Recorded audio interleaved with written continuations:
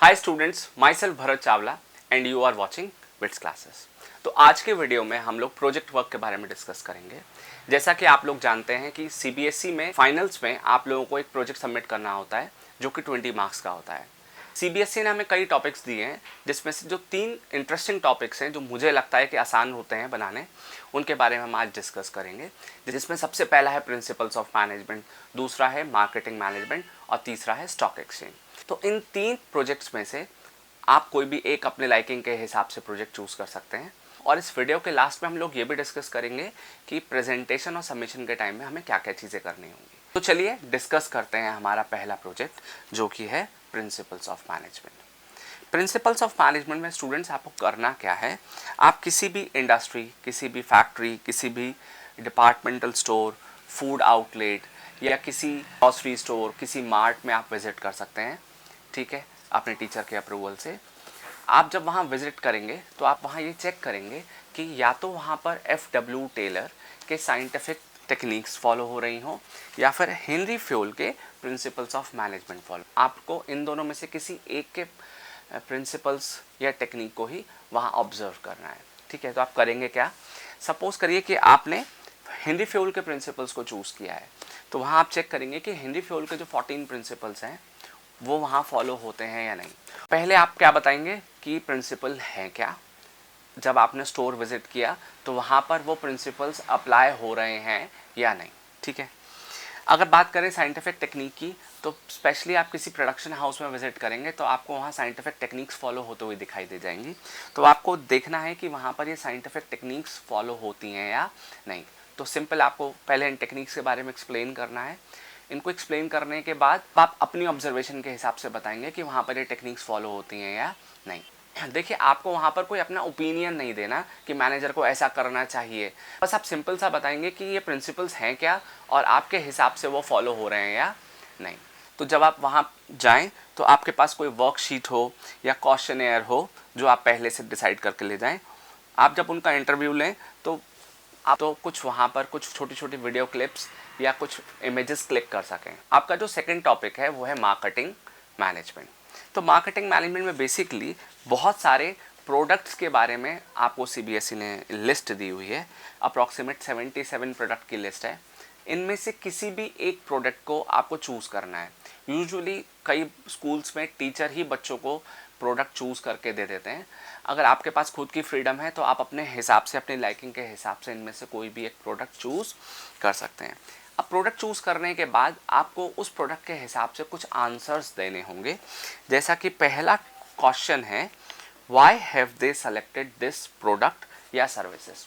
तो पहले क्वेश्चन में आपको ये बताना है कि आपने जो भी प्रोडक्ट चूज़ किया है उसका रीज़न क्या था। अब लेट्स से कि आप में से किसी ने शू को चूज़ किया, तो आपको बताना पड़ेगा कि आपने शूज़ क्यों चूज़ करें। जिसमें आप बता सकते हैं कि शू जो है इर्रिस्पेक्टिव टू ऑल एजेस हर लोग पहनते हैं। शू जो है वो पैरों को प्रोटेक्ट करता है, गार्ड करता है, और शू ऐसी चीज़ है जो बहुत ज़्यादा इस्तेमाल की जाती है और ये ट्रेंडिंग बिजनेस है, ये कभी ख़त्म नहीं होगा। सपोज आप लोगों में से किसी ने हेयर ऑयल लिया है, तो हेयर ऑयल में आप बता सकते हैं कि मतलब हेयर्स जो है वो किसी की भी लुक्स का बहुत इंपॉर्टेंट पार्ट होते हैं और लोग यूजुअली अपने हेयर्स को प्रोटेक्ट करने के लिए हेयर ऑयल्स को यूज़ करते हैं। तो हेयर ऑयल एक ऐसा बिजनेस है जो लॉन्ग लास्टिंग है, जो हमेशा चलने वाला है। तो अपने हेयर्स को प्रोटेक्ट हमेशा ही करेंगे तो हमेशा वो हेयर ऑयल का यूज़ करेंगे। तो आप अपने हिसाब से इसको आंसर कर सकते हैं। सेकेंड क्वेश्चन है, find out 5 competitive brands that exist in the market. तो सपोज जैसे आपने कोई प्रोडक्ट लिया शैम्पू, तो आपका शैम्पू तो आपका प्रोडक्ट है जो आपने चूज़ किया है। अब इस शैम्पू के एक्चुअल मार्केट के अंदर जो 5 एग्जिस्टिंग प्लेयर्स हैं जो मार्केट के अंदर अपना बिजनेस कर रहे हैं, आपको उनके बारे में बताना है। जैसे डव हुआ, वेवेल हुआ, ठीक है, लक्स शैम्पू हुआ, के बाद हेड एंड शोल्डर्स हैं। अपने प्रोडक्ट की रेंज के हिसाब से अपने कॉम्पिटिटर्स को चूज़ कर सकते हैं। इसके बाद थर्ड पॉइंट है, what permission and licence would be required to make the product. हर प्रोडक्ट को बनाने के लिए आपको सर्टेन गाइडलाइंस और सर्टेन लाइसेंस की ज़रूरत पड़ती है। तो अभी आपको नेट पे चेक करना पड़ेगा कि आपका क्या प्रोडक्ट है, उस प्रोडक्ट के हिसाब से आपको किस तरह के लाइसेंस की रिक्वायरमेंट होती है। यूजुअली थोड़ा सा फाइंड आउट करेंगे तो आपको ये मिल जाएगा। Next question is, what are your competitors USP. अब जो कॉम्पिटिटर आपने चूज़ करे हैं उनकी यूनिक सेलिंग प्रोपोजिशन क्या है, ये आपको चूज़ करना है।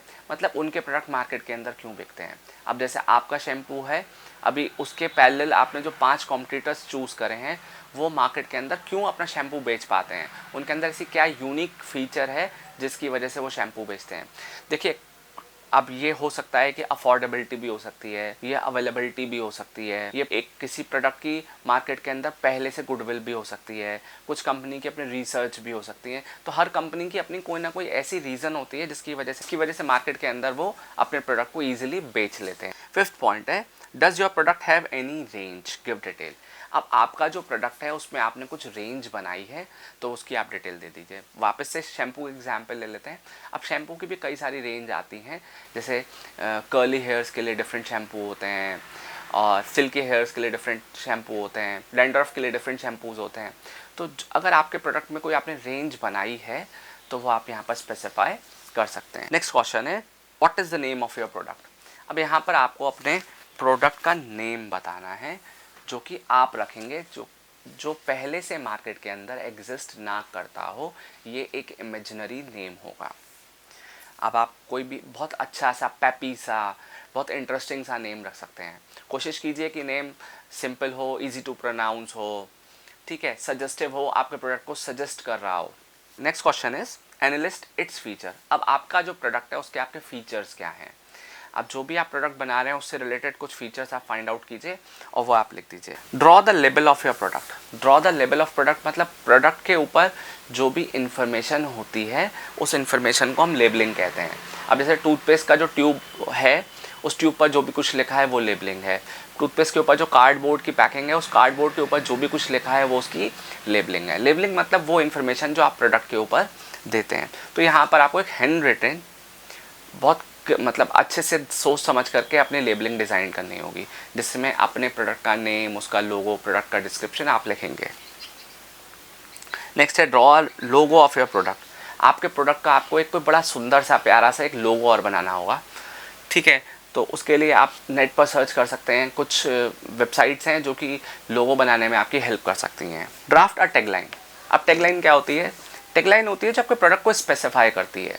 जैसे ICICI ख्याल आपका, red bull give you wings, Kurkure टेढ़ा है पर मेरा है, ठीक है।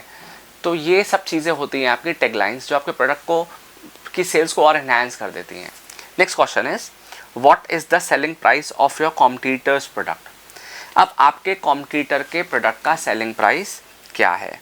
इस पर 3 पार्ट में डिवाइडेड है। सेलिंग प्राइस टू कस्टमर, आप अपने प्रोडक्ट मतलब आपका कॉम्पिटिटर आपके जैसे प्रोडक्ट को कस्टमर्स को कितने रुपए में अवेलेबल कराता है, वो उसी प्रोडक्ट को रिटेलर्स को कितने रुपए में अवेलेबल कराता है, और साथ में वही प्रोडक्ट वो होलसेलर को कितने रुपए में अवेलेबल कराता है। और साथ साथ आपको इन तीनों के प्रॉफिट मार्जिन्स भी निकालने होंगे जो परसेंटेज में निकलेंगे।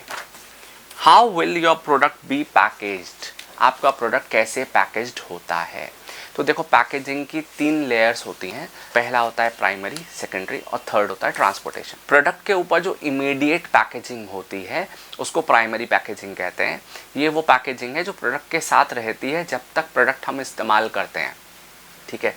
जैसे टूथपेस्ट की ट्यूब, उसकी प्राइमरी पैकेजिंग है, ठीक है। हेयर ऑयल का जो कंटेनर है जिसमें हेयर ऑयल कंटेन्ड है वो उसकी प्राइमरी पैकेजिंग होगी, ठीक है। प्राइमरी पैकेजिंग वो पैकेजिंग है जो हम संभाल के रखते हैं जब तक हम प्रोडक्ट इस्तेमाल करते हैं।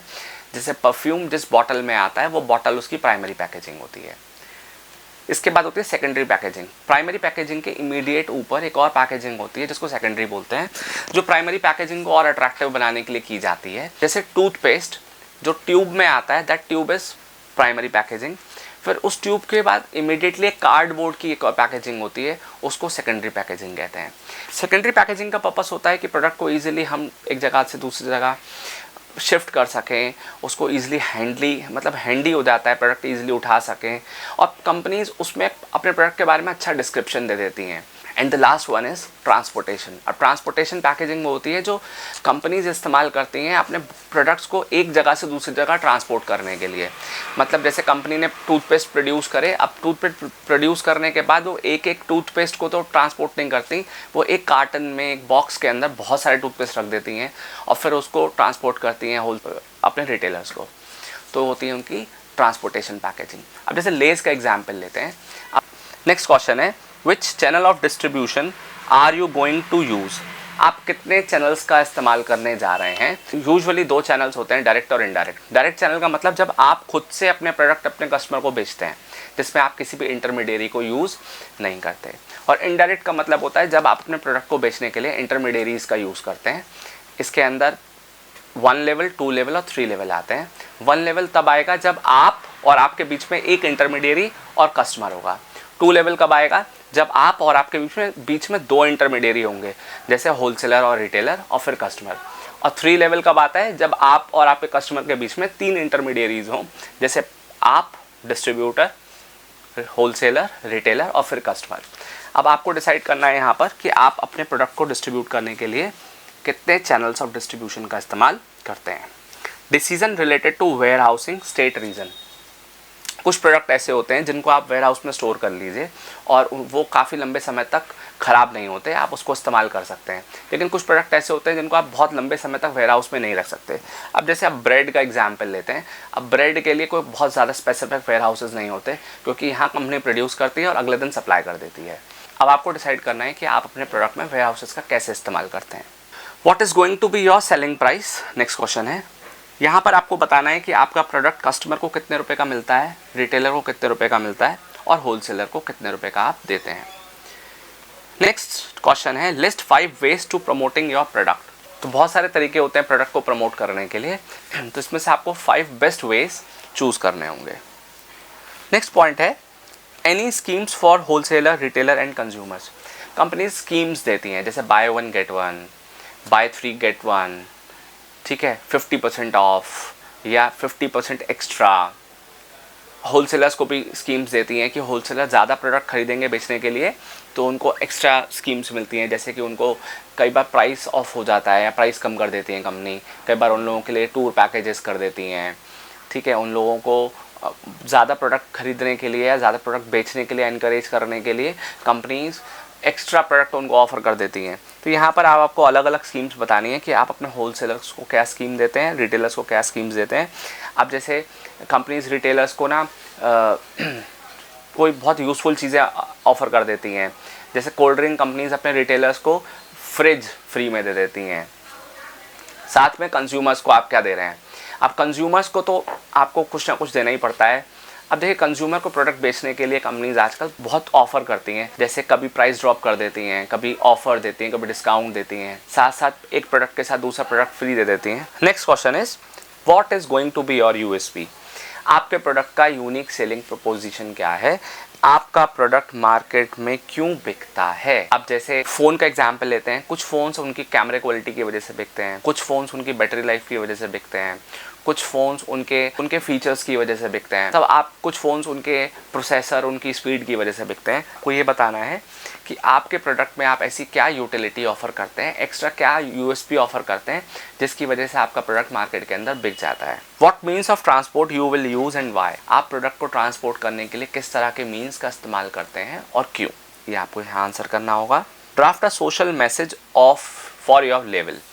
आपके देखो, प्रोडक्ट के ऊपर जो लेबल होता है, जिसमें प्रोडक्ट की डिस्क्रिप्शन होती है, उसमें कंपनीज ना छोटा छोटा एक मैसेज लिख देती हैं, जैसे कि सेव गर्ल चाइल्ड, रिसाइकिल करो प्रोडक्ट को, ठीक है, ग्रीन सिटी, क्लीन सिटी।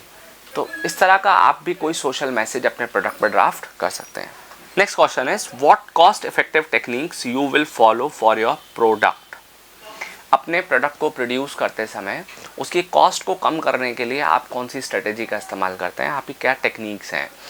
जैसे कंपनीज आजकल हायर एंड मशीन्स को यूज़ करती हैं, जिससे कि प्रोडक्शन कॉस्ट लो हो जाती है। अपने एम्प्लॉयज़ को ट्रेनिंग देती हैं, जिससे कि वो रॉ मटेरियल को अननेसेसरली बर्न ना करें, उससे भी उनकी कॉस्ट बच जाती है। साथ साथ कंपनीज आजकल सोलर पैनल्स का इस्तेमाल कर रही हैं इलेक्ट्रिसिटी को सेव करने के लिए, उसके बिल्स को सेव करने के लिए। तो आपने अपने प्रोडक्ट की प्रोडक्शन कॉस्ट को कम करने के लिए कौन सी टेक्निक का इस्तेमाल किया है, आपको यहाँ पे डिफाइन करना है। लास्ट क्वेश्चन जो है वो है, what cost effective technique will you follow for your promotion plans. अपने प्रोडक्ट को प्रमोट करने के लिए आपने कौन सी कॉस्ट इफेक्टिव टेक्निक का इस्तेमाल किया है। हर कंपनी ना अपने प्रोडक्ट को प्रमोट करने के लिए टेक्निक को यूज़ करती है, जैसे ये ऑनलाइन भी होती हैं, ऑफलाइन भी होती हैं। अब आपको ये बताना है कि अपने प्रोडक्ट को प्रमोट करने के लिए, अपने प्रोडक्ट को ज़्यादा से ज़्यादा बेचने के लिए आप किस तरह की कॉस्ट इफेक्टिव टेक्निक का इस्तेमाल करते हैं। आजकल एक बहुत कॉमन एक चीज़ हो रही है जिसमें कि कंपनीज़ क्या करती हैं, यूट्यूब इन्फ्लुएंसर्स को अपने प्रोडक्ट ऑफर करती हैं और इन्फ्लुएंसर्स के थ्रू प्रोडक्ट को बेचने की कोशिश करती हैं, जिसको एफिलिएट मार्केटिंग भी कहते हैं।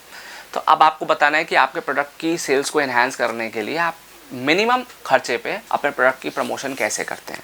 थर्ड टॉपिक जो है वो है stock exchange.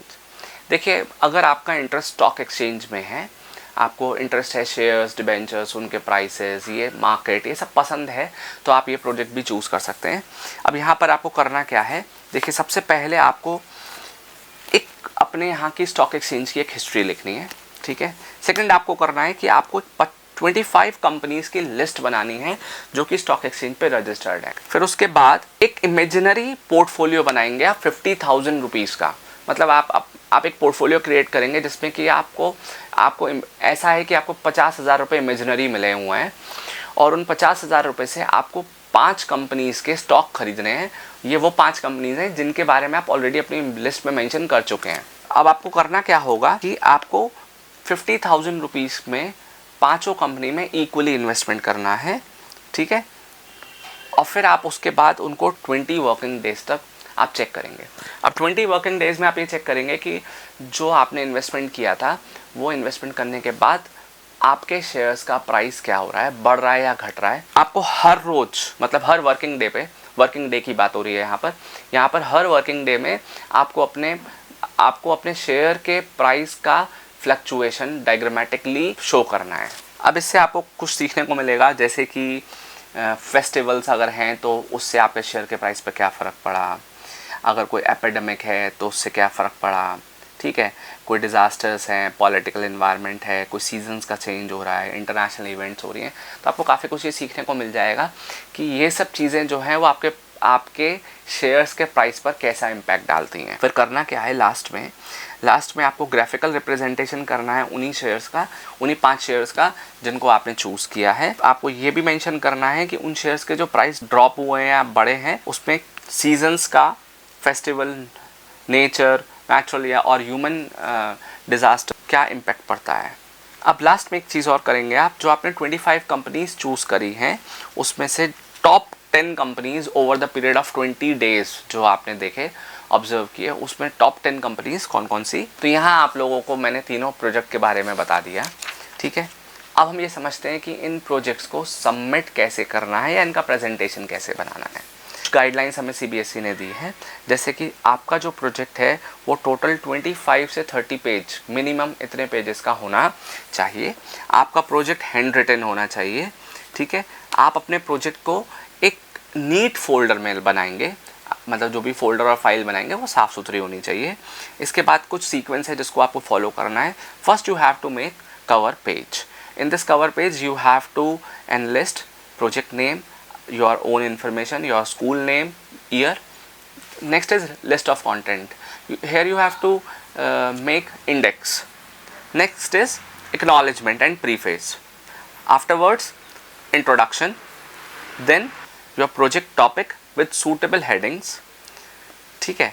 Next is planning and activities done during the project, if any. अगर आपने कुछ प्लानिंग करी है प्रोजेक्ट को बनाने से पहले तो ये आपको यहाँ मेंशन करनी है, और अगर नहीं करी है तो ज़रूरी नहीं है इसको आप मेंशन करें। अगर आपने प्रिंसिपल्स ऑफ मैनेजमेंट का प्रोजेक्ट बनाया है तो आपको वहाँ पर अपनी ऑब्जर्वेशंस भी देनी होंगी, ठीक है। लास्ट में कंक्लूजन लिखना है जिसमें आपको समराइज्ड करना है अपने प्रोजेक्ट को। फोटोग्राफ अगर आपने क्लिक्स करी हैं तो ज़रूर लगा दीजिए। फोटोग्राफ्स लगाते हैं, कलरफुल प्रोजेक्ट बनाते हैं तो वो थोड़ा सा और सुंदर लगता है, अट्रैक्टिव लगता है, उसका प्रेजेंटेशन थोड़ा और सुंदर हो जाता है। तो इस तरीके से आप लोगों को अपना प्रोजेक्ट जो है वो सबमिट करना है।